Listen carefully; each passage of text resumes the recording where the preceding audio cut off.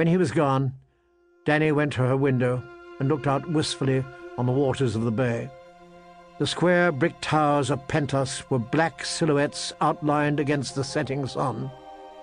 Danny could hear the singing of the red priests as they lit the night fires and the shouts of ragged children playing games beyond the walls of the estate.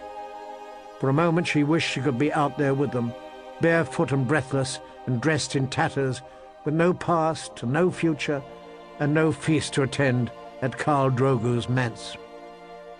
Somewhere beyond the sunset, across the narrow sea, lay a land of green hills and flowered plains and great rushing rivers, where towers of dark stone rose amidst magnificent blue-grey mountains, and armoured knights rode to battle beneath the banners of their lords. The Dothraki call that land Reush Andali, the land of the Andals. In the free cities they talked of Westeros and the Sunset Kingdoms. Her brother had a simpler name. Our land, he called it. The words were like a prayer with him. If he said them enough, the gods were sure to hear. Ours by blood right, taken from us by treachery, but ours still, ours forever. You do not steal from the dragon. Oh, no, the dragon remembers. And perhaps the dragon did remember, but Danny could not. She had never seen this land her brother said was theirs, this realm beyond the narrow sea. These places he talked of, Casterly Rock and the Eyrie, High Garden and the Vale of Erin, Dawn and the Isle of Faces, they were just words to her.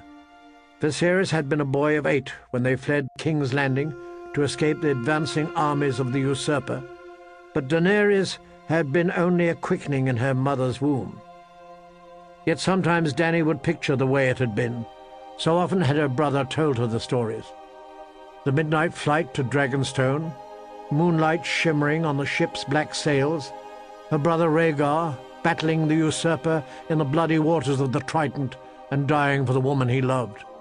The sack of King's Landing, by the ones Viserys called the usurper's dogs, the Lords Lannister and Stark, Princess Elia of Dorne pleading for mercy as Rhaegar's heir was ripped from her breast and murdered before her eyes. The polished skulls of the last dragon staring down sightlessly from the walls of the throne room, while the Kingslayer opened father's throat with a golden sword. She had been born on Dragonstone 9 moons after their flight, while a raging summer storm threatened to rip the island fastness apart. They said that storm was terrible. The Targaryen fleet was smashed while it lay at anchor, and huge stone blocks were ripped from the parapets and sent hurtling into the wild waters of the narrow sea. Her mother had died birthing her, and for that her brother, Viserys, had never forgiven her. She did not remember Dragonstone either. They had run again, just before the usurper's brother set sail with his new-built fleet. By then only Dragonstone itself, the ancient seat of the house, had remained of the 7 kingdoms that had once been theirs. It would not remain for long.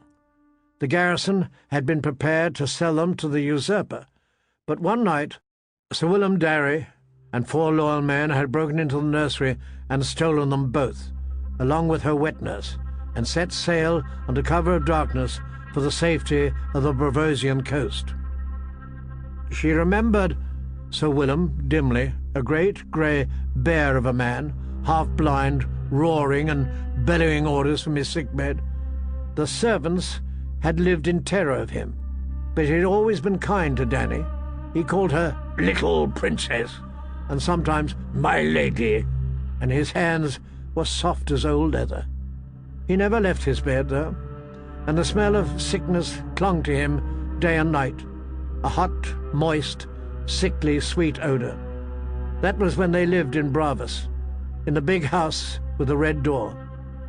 Danny had her own room there, with a lemon tree outside her window. After Sir Willem had died, the servants had stolen what little money they had left, and soon after they had been put out of the big house. Danny had cried when the red door closed behind them forever. They had wandered since then, from Bravos to Myr, from Myr to Tyrosh, and on to Qohor, and Volantis and Lice, never staying long in any one place. Her brother would not allow it. The usurper's hard knives were close behind them, he insisted, though Danny had never seen one. At first, the magisters and archons and merchant princes were pleased to welcome the last Targaryens to their homes and tables, but as the years passed and the usurper continued to sit upon the Iron Throne, doors closed and their lives grew meaner. Years passed, they had been forced to sell their last few treasures, and now even the coin they had gotten from Mother's crown had gone. In the alleys and wine sinks of Pentos, they called her brother the Beggar King. Danny did not want to know what they called her. "We will have it all back some day, sweet sister," he would promise her. Sometimes his hand shook when he talked about it. "The jewels and the silks, Dragonstone and King's Landing, the Iron Throne and the Seven Kingdoms, all they have taken from us, we will have it back." Viserys lived for that day. All that Daenerys wanted back was the big house with the red door, the lemon tree outside her window, the childhood she had never known.